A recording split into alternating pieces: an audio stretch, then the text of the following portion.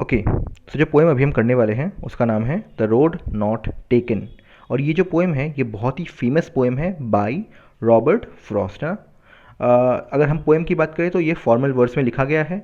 इसका मतलब ये होता है कि इसमें स्ट्रिक्ट मीटर भी फॉलो हुआ है और इसमें राइम स्कीम भी है।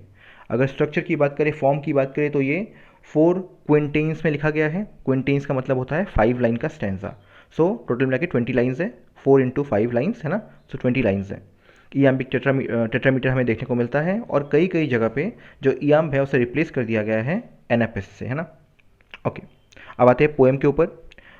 जो पहले 5 लाइन्स हैं वो है two roads diverge in a yellow wood and sorry I could not travel both but and be one traveller long I stood and look down one as far as I could to where it bent in the undergrowth.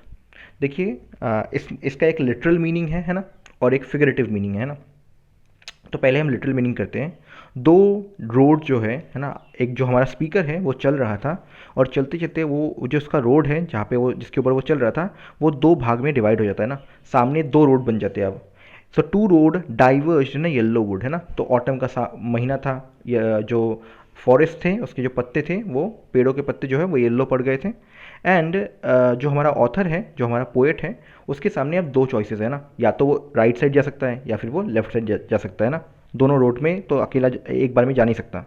And sorry I could not travel both, तो वो कहता है कि sorry मैं दोनों रास्तों पर तो जा नहीं सकता है ना। एंड बी वन ट्रैवलर, कि एक अकेला पर्सन हुआ ना, 2 पर्सन तो हूँ नहीं कि एक इस तरफ जाए एक उस तरफ जाए, अकेला पर्सन हूँ तो कोई कोई ना कोई चॉइस आपको लेना पड़ेगा, है ना। जॉर्डन पीटरसन का फेमस कोट यहाँ पे मैं आपको याद दिलाना चाहूँगा कि चूज़ योर सेक्रीफाइस, है ना। आप पीटर पैन बने रह नहीं सकते, आपको कुछ ना कुछ तो चूज़ करना पड़ेगा। या तो आप खुद चूज़ कर लीजिए या फिर life will choose it for you, है ना। सो ही सेइंग कि मुझे कोई ना कोई चूज़ करना पड़ेगा, मैं दोनों के दोनों चूज़ नहीं कर सकता, यू नो, बिकॉज मैं अकेला एक ही आदमी हूँ। Long I stood and looked down one as far as I could, है ना। तो बहुत देर तक मैं वहीं पे खड़ा रहा, है ना। खड़ा होकर मैं सोचता रहा कि कौन सा रास्ता लूँ, ये फर्स्ट वाला लूँ कि सेकंड वाला लूँ, है ना। यही मैं सोचता रहा। And look down as far as I could, और मैं ये सोचता सामने देखने लगा, है ना। देखने लगा कि जो रास्ता है उसे मापने लगा कि कौन सा रास्ता बेटर होगा ना। जब लाइफ में आपके सामने 2 सिचुएशंस आते हैं तो आप चूज़ करते हैं ना कि कौन सा बेटर है मेरे लिए ना। अगर आपको कोई ऑफर करे कि 50,000 का जॉब है, अगर फिर आपको कोई ऑफर करे कि नहीं नहीं मेरे यहाँ पे ज़्यादा फ्लेक्सिबिलिटी है एंड 50,000 है, तो आप मोर बेटर, लाइक जो आपको लगेगा कि ओके ये बेटर है, इसमें प्रोग्रेस बेटर है, आप वो लोगे। तो ये जो पर्सन है ये भी यही कर रहा था, दोनों रोडों को देख के, दोनों रोड्स को देख के ये आंक रहा था, माप रहा था कि कौन सा बेटर होगा। To where it bend to the undergrowth, है ना। और वो देखता रहा कि मतलब कि जो जब दोनों रास्तों को माप रहा था तो वो देख रहा था कि दूर एक जगह जाके जो रोड है वो मुड़ जाता है ना।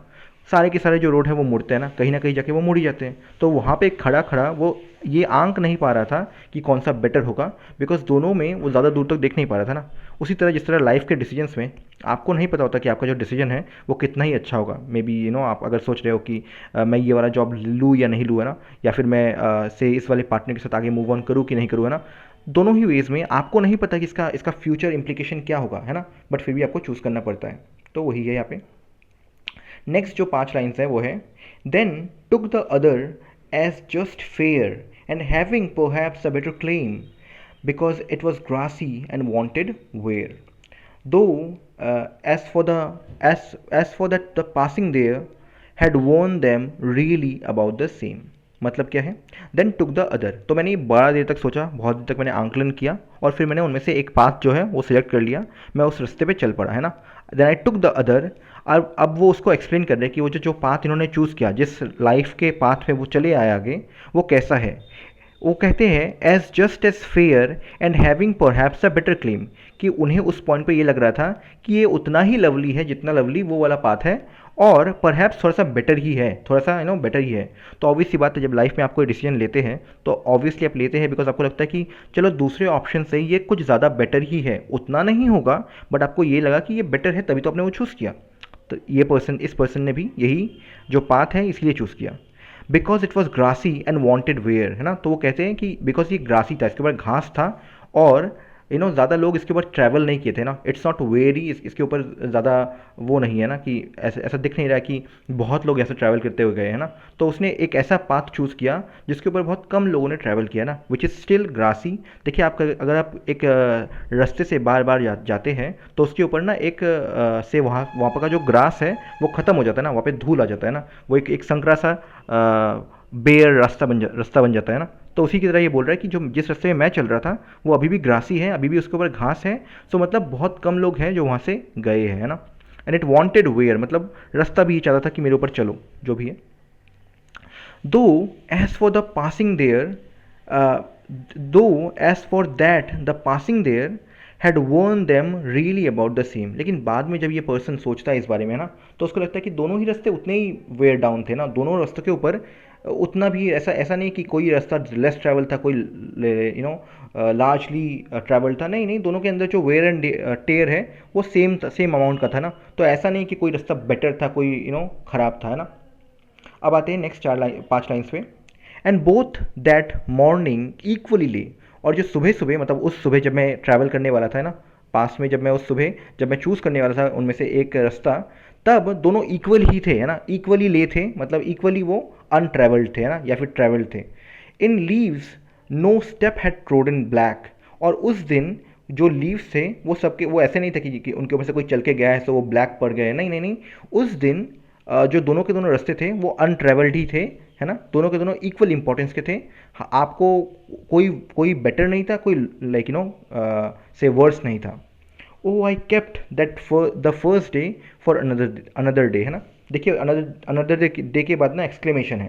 तो जो पोएट है वो कहते हैं कि वो जो रास्ता जो मैंने चूज़ नहीं किया वो मैंने किसी और दिन के लिए बचा के रखा है ना, किसी और दिन उससे ट्रैवल करूँगा।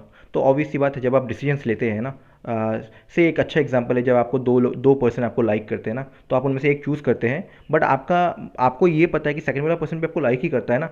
सो आप मन ही मन उसको आपने छोड़ दिया है, आपने पहला वाला चूज़ कर लिया है, बट फैंटेसी में अपने अपने आपके माइंड में, है ना, जब आप सोच रहे होते हैं, इमेजिन कर रहे होते हैं, तब वो पॉसिबिलिटी आप देख सकते हैं कि ओके अगर उनके साथ रहता तो ज़िंदगी कैसी होती है ना मेरी।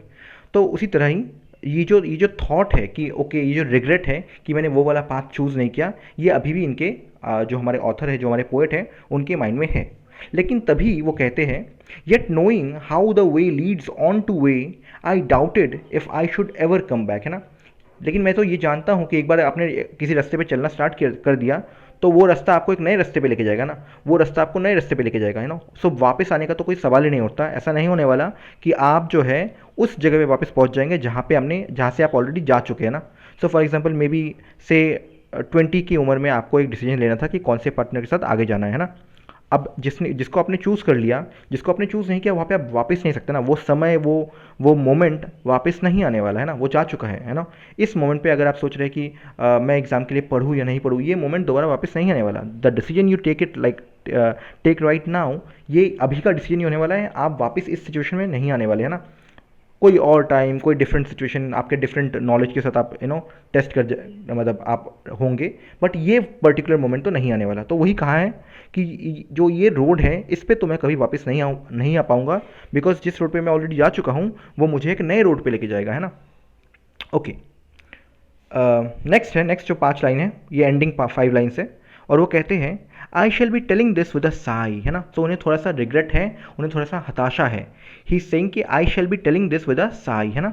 क्या कहेंगे वो, somewhere ages and ages hence, है ना। तो बहुत सालों के बाद मैं एक हताशा से, है ना, मैं एक रिग्रेट से ये बोल रहा हूँगा, है ना। क्या बोल रहा हूँगा, two roads diverge in a wood and I took the one less travelled by and that has made all the difference. कि मेरे सामने दो चॉइसेस थे, दो रास्ते थे जो जा रहे थे, है ना, जो सामने जा रहे थे।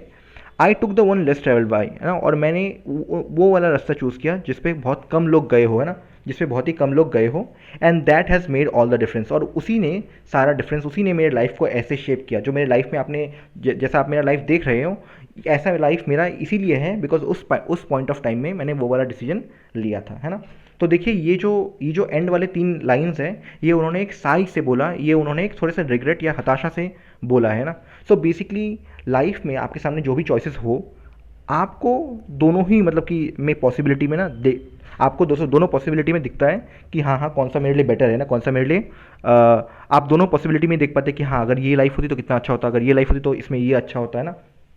लेकिन क्योंकि आपको चूज़ करना है तो नो मैटर आप क्या चूज़ करें आपको थोड़ा बहुत तो रिग्रेट होगा ही होगा ना।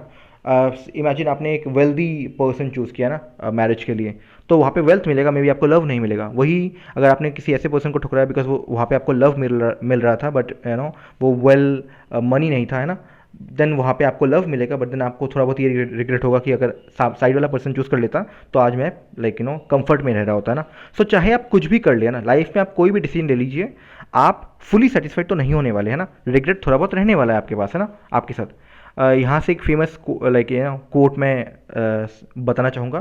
There is this one sentence जहाँ पे वो कहते हैं कि no matter where you are you'll still feel कि I am not where I should be, है ना। तो आपको कुछ भी मतलब आप आज अंबानी के बेटे हो या आज आप गरीब कोई पर्सन हो, नो मैटर आप कहाँ पे हो, आपको ऐसा ही लगता है कि wherever you are you do not really like you need to be somewhere else, है ना। आप सेटिस्फाइड नहीं होने वाले, है ना। So an art of living in this world is be satisfied where you are, है ना। जैसे भी सर्कमस्टेंसेस में हो आपको सेटिस्फेक्शन फील करना चाहिए ना। One good point that I should like से इज लाइक ओके, आप सुबह उठे तो आपको लगना चाहिए नहीं नहीं नहीं I need to struggle, but जैसे ही आप सोने वाले हो तब आपको ऐसा लगना चाहिए कि नहीं I am satisfied where I am, है ना। तभी आप सो सकते हैं। सो जब सोने वाला टाइम हो तब चूज़ की या आई एम सेटिस्फाइड, जब आप उठ चुके नाउ स्ट्रगल, है ना, नाउ लाइक पढ़िए, है ना, आगे बढ़िए, है ना। डोंट बी सेटिस्फाइड कि जहाँ पे आप हैं उस टाइम पे, है ना। तो जब आप वेकिंग आवर्स पे हो लाइक हार्ड वर्क, जब आप वेकिंग आवर्स पे नहीं हो, जब you are about to sleep, या feel like you are like satisfied, है ना। इन्जॉय द लिटिल मोमेंट्स, है ना। चूज़ कीजिए किस टाइम पे आपको स्ट्रगल करना है एंड चूज़ कीजिए किस टाइम पे आपको रेस्ट करना है ना। जितना अच्छे से आप ये चूज़ कर पाओगे उतना ही बेटर विदाउट रिग्रेट आपका लाइफ रहेगा, है ना। Anyway, thank you for watching this video. हम इस जगह पे ये पोएम एंड करते हैं।